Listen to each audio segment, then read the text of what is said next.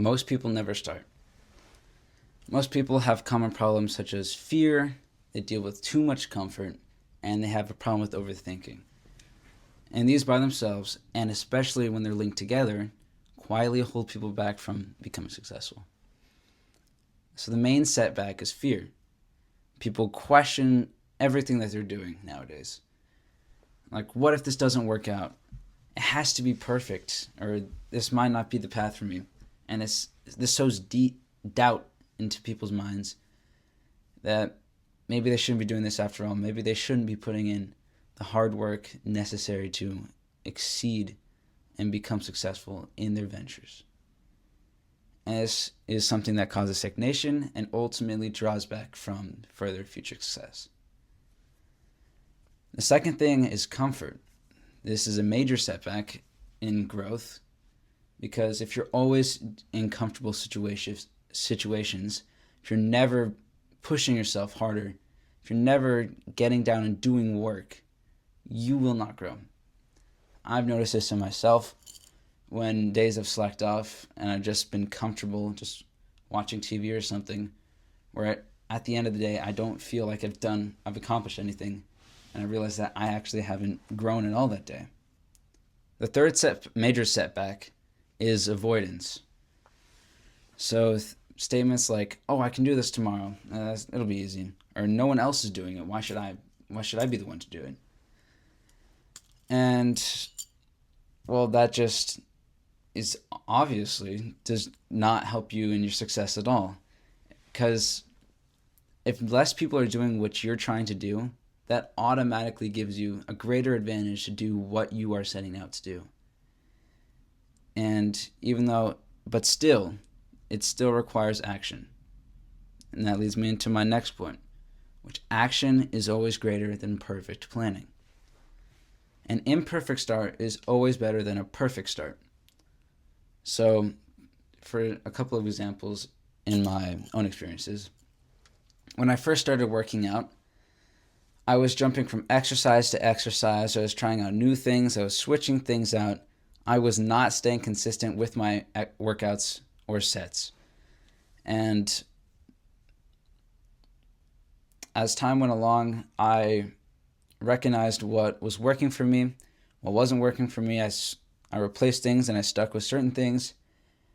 And I think it was about 6 months. After about 6 months from starting, I had a set structure of what I would do every day. I had a split workout each day, and I work out 6 days a week. And I've kept that from a couple years ago all the way until now. And that has helped my growth compound exponentially. But a keynote at the beginning is that I started trying to work out. Even though it was messy, even though I was making mistakes and I was doing everything wrong, in a sense, the important thing is that I showed up and I did work out. If I hadn't shown up at all, if I was just preparing, just finding new exercises and just running them down, like, oh, this would be nice. Oh, if I did this, that would be cool. That would unlock this skill in the future. But if I never took action and actually started working out and then slowly figuring things out as time progressed, I never would have gotten anywhere. I would have made no progress, and I would have stayed a frail, skinny little boy. But the important thing is, I took action, time progressed, I fixed things, and I gained strength. Another thing is in my journaling. So every day I journal, and when I first started, I had 3 things that I wrote down. I had a short to-do list, I had a really short takeaway from the day, and then I had a couple short-term plans for the future. So that was the very beginning of my journaling process. And as time progressed, I included new things, I removed certain things, and I experimented with my journaling process until it became something that I decided was good enough for the time being. Of course, I'll change in the future, but right now, instead of just a to-do list, it is my 6 non-negotiables that I check to see if I've done throughout that day.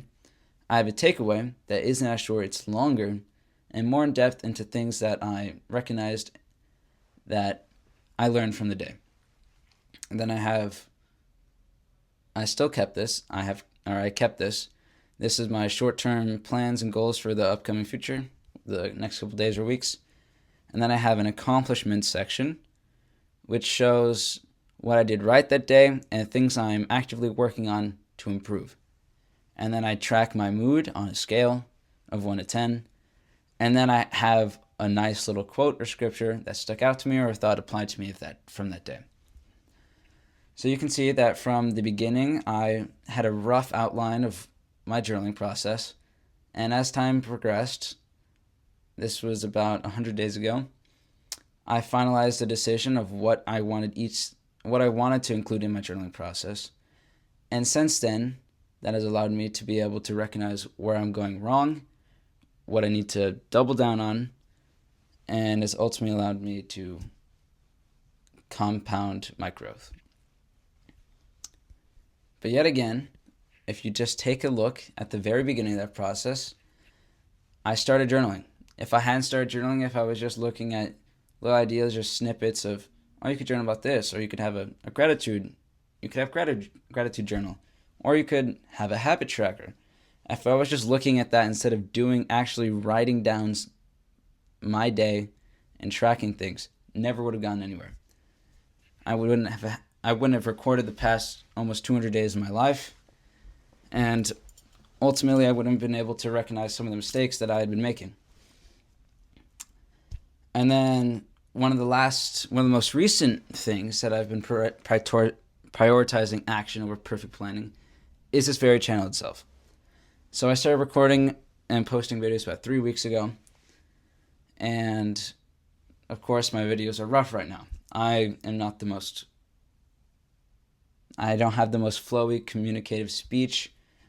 I feel like I'm sometimes grasping for straws to keep the words flowing. But of course, if compared to my other two things of working out and journaling, I can see that this is just the beginning process where I am simply experimenting and trying things out. And as time progresses, I will get better. I will and I am looking back at my past videos to see what went wrong. Was I stumbling over my speech? Was I using too many filler words like and, so too often? Just like that. But the important thing is that I show up every single week and I record and post a video. And this ultimately allows me to progress in my ventures and gives me more proof to myself that I can actually get things done, and allows me to unlock more growth in the future. And ultimately, documenting my life and my processes, my systems, the things I'm learning, has helped me to prioritize action over perfect planning. And this has helped me to realize that it's so easy to stay stuck and be comfortable these days. And that's really what makes starting so rare, especially with us youth. Because we're constantly filled in a world of distraction and noise, where comfort is the norm, and trying to be disciplined in doing things that are hard work, that is hard work, seems like such a weird thing. And that's one of the main reasons why I have this channel in the first place, is to show that doing the hard things and just starting isn't weird. It's actually very beneficial, and it helps us to be able to grow and ultimately have a better future. And so that's all I have for today. Thank you for watching today's video, and see you in the next one. Peace.